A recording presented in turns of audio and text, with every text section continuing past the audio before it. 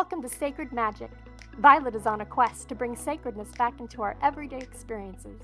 Anyone can have an extraordinary life when they are able to tap into their sacred magic within. Violet and her guests will be sharing their divine passions, inspirations, and stories of connecting with their sacred magic. We are so happy you have joined us today. Let's get started with your host, the magical creator of Discover Your Spiritual Gifts, Vialet Rayne. Hi, everyone. Welcome to Sacred Magic Podcast. I'm your host, Vialet B Rayne. And today my guest is Joan Ranquet. Well, let's hope I didn't pronounce that right. Accomplished animal communicator, TEDx speaker, educator, animal guardian, and the author of Animal Chakra Healing, bringing balance, health, joy to our animal companions. Joan just landed last night at midnight from a 3-week book tour. So we are so excited that she was able to join us this morning, and she has been thoroughly missed, as you can see with her companion there, who's loving on her this morning, going, you're home, please don't leave again, right? Exactly. So talk to me a little bit on how you came upon this journey of being this animal companion and really being able to work with them. So it all started with a horse for me. I've been a horse crazy girl. It was the first word I said. And so I was, I had a horse and I used an animal communicator, and the animal communicator was so amazing that I thought, oh, I want to do that, but she must have a special gift. And the next thing you know, um, I started taking classes, and I had a few things go badly with the horse, a very tragic mishap. And so I used the animal communicator then, and I just really, I thought I was doing it to understand my own animals better, but it ended up becoming the world that I live in. I love that because I think, as we get closer to our pets or our family members, as I call them, these beautiful animals that come into our lives and really become family to us, I think we all crave a little bit to be able to communicate and understand what they're trying to tell us because they're trying to talk to us all the time. Yeah, they are, and we just miss it. Just miss it. So tapping in is so important. So you've written this book on chakras, and most of our audience understands a little bit about chakras, but how is chakras different with animal companions compared to us? And why is it important to understand that? Well, I think that the chakra system is almost like an animal communication cheat sheet, because we understand our animals through these, themes, if you will. If each chakra has a theme and a purpose, then we have the opportunity to see a little into their behavior or what could be at the root of an illness, all of that. So it's really important to be able to look at it. And how it's different is, the animals are generally either predator or prey. And so things like um, fear and insecurity play a really, kind of a life or death thing with them, and they go into fight or flight very quickly. So we can see the animals who have certain anxieties. We can see it in the first, second, and third chakra, because like us, the first chakra is really all about security, family, tribes. And for them, it's also their pack, and to us as a family. And then the second chakra is very much you know, it would be the fertility for them, but we spay and neuter most of them. So that power center really needs to get strengthened, if you will. And so it's also a place for, fertility and creativity. So it can also be that. But, you want to think about the whole idea of um, what I think that some of the separation anxiety lives in that second chakra because that's also where our one-on-one relationships are. I'm so glad that my dog is really one with the plants. Maybe that's her new spirit animal. You know, he's enjoying you this morning. He totally Yes, is. So yes. their chakras, ours runs along kind of our spine centers, but theirs are in different places than we have them for us, correct? Well, they are. I mean, they absolutely run across their. Hold on, I'll show you. Stop. Okay, I'm gonna have you get down for a minute, just so I can work. I'm working. They're like, "No, you're home now. No work." Yeah, Ah, so it does run along that. yeah, and it's very, and all the digestive organs. So when we look at the third chakra, we're really looking at, how, the gut instinct, like with people, and the self-esteem, like with people. But I often say that if we started treating the third chakra, any sort of anxiety from the inside out, so from the stomach out, because often animals with anxiety also have digestive issues. So it's just kind of figuring, I'm going to work on probiotics, strengthening the gut, getting that really healthy and work on the self-esteem, the confidence, playing training games, all sorts of things. I love that. I love that. You talk about energy imbalances and how they show up from aggression to separation. Share a little bit about what you mean by that. Well, when you look at, if you were to look at an animal who's displaying reactivity, 9 times out of 10, they are, they have a certain amount of fear. Something's happened to them. And so now they're going to make sure that it doesn't happen again. So I'll get my dog now. Elsa, you can come to work. Elsa, Elsa. Now, of course, she's probably in the kitty litter. Good girl. Come here. Up, up. Okay. So if you, let's come all the way up. If you were to look at her, if she were somebody that had, so I'm touching her hind end, and a lot of times what we do is we tend to focus all up in here. But by touching her, giving a little massage to her hind end, she has to think about her whole body. And then she's not running off of anxiety. Oops, I'm so sorry.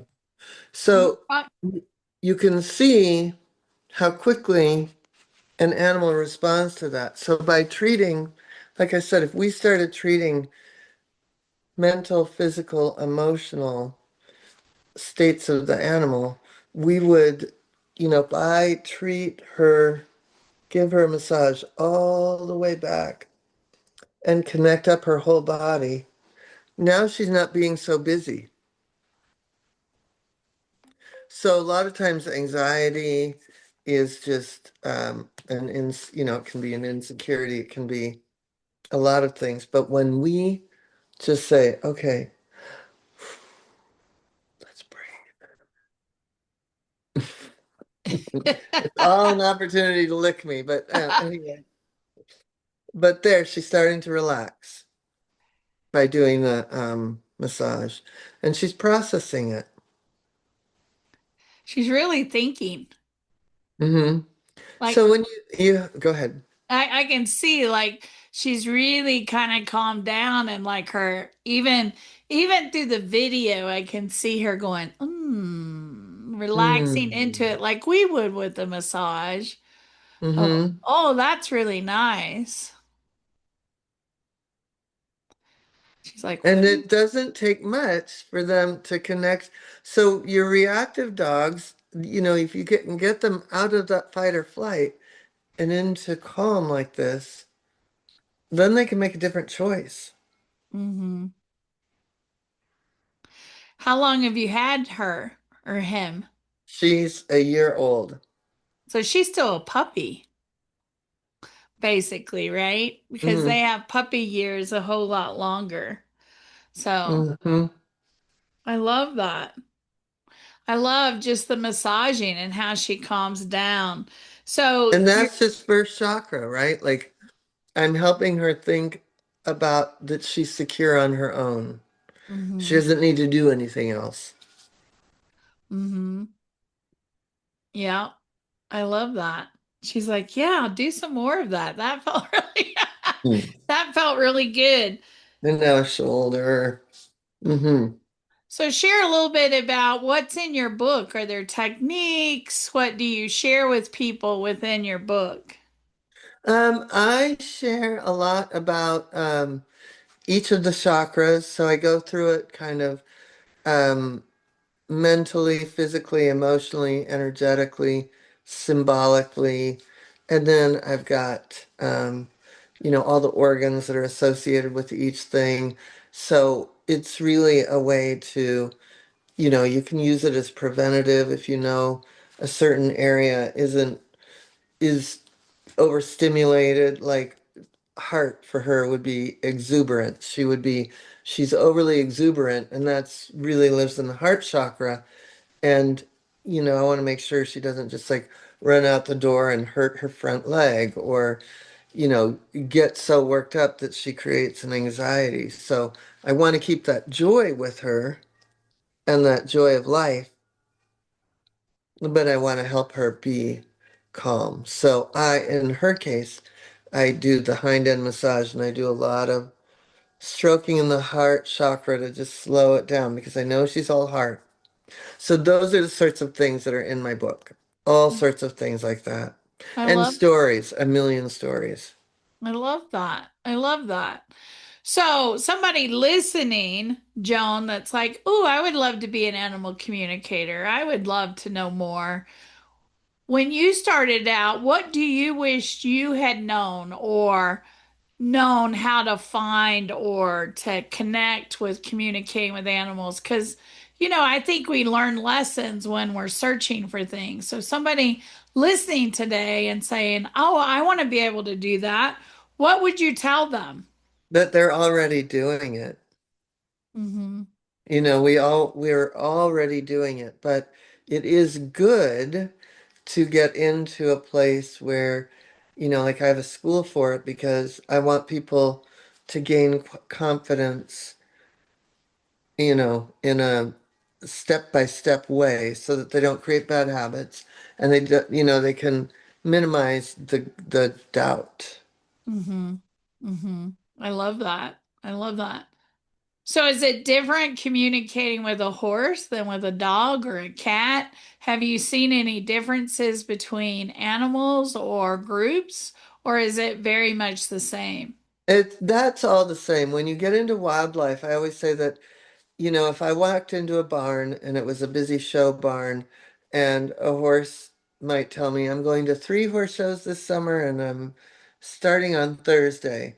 And if I got in the water, I take people on wildlife trips. So if I got in the water with dolphins and they wouldn't even know what Thursday is. So there's, conceptually it's different for wildlife versus our domesticated animals, but they're pretty much all the same. I mean, a good house turtle could have a lot to say. I love that. You talk about animals mirror us energetically. Share a little bit more about that. Um, I mean, I think they can mirror us. I think that what happens is they're almost more I would say, I love to say they're the canary in the coal mine in that, when we're too much, they will when we've got a lot going on and we're not settled, we're not grounded and we're just, moving at our fight or flight, um, they can often respond to that by also matching. So it's a little upgraded mirror in that it's a good reminder like, hey, I need to take a breath, time to sit down, time to calm. Mm-hmm. I love that.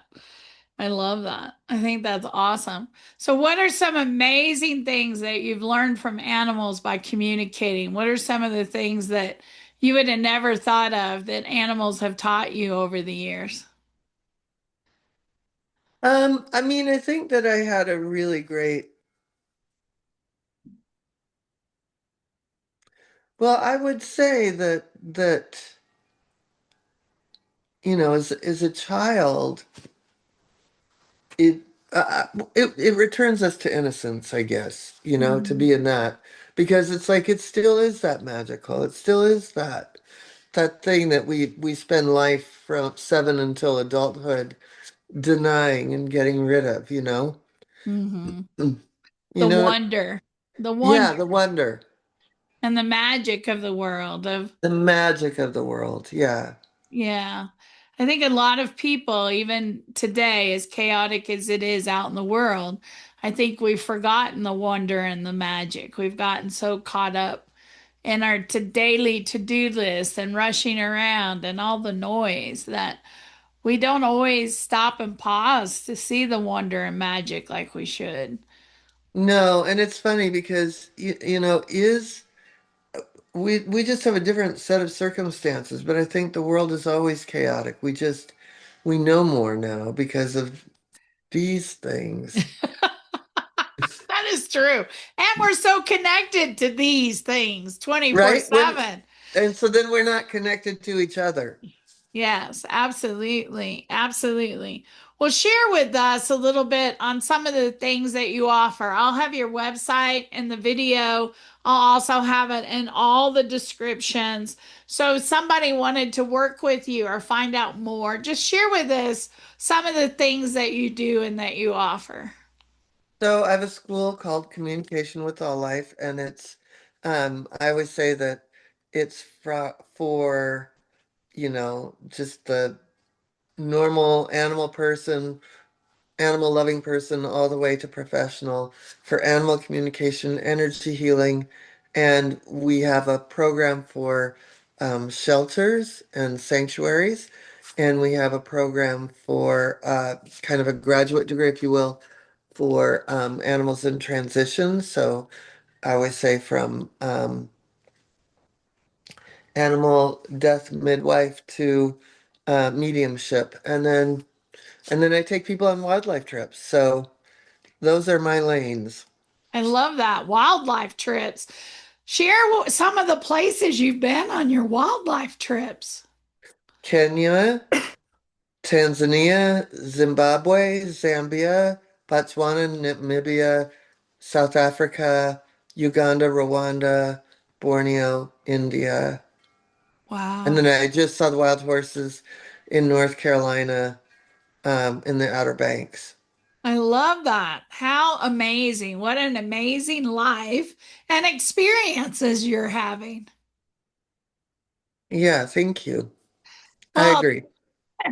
I just think, what would it be like to talk to an elephant, or what would it be like to communicate with these beautiful creatures out in the wild? What an amazing experience that would be. It is, it brings you back to the magic, right? Hmm. Definitely so. Well, thank you for getting up and chatting with me this morning after such a long trip. I hope you enjoy being at home and you get rested up because I know traveling can be very exhausting. Yeah, I'm super grateful to be home, and it was great to connect with you, and thank you for having me. Absolutely. And those that are listening, thank you for taking the time to listen today to our podcast.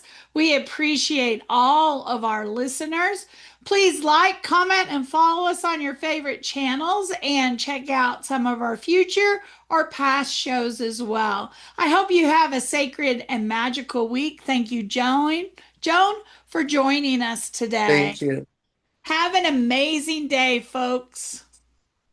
Thank you for joining us. To find out more about Vialet, head over to discoveryourspiritualgifts.com. You can also send a personal message to Vialet through email, violet@discoveryourspiritualgifts.com. If you love the show, subscribe to our podcast on Apple Podcasts, Google Podcasts, or Spotify.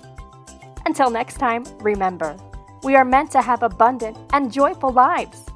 We hope to see you soon at Discover Your Spiritual Gifts.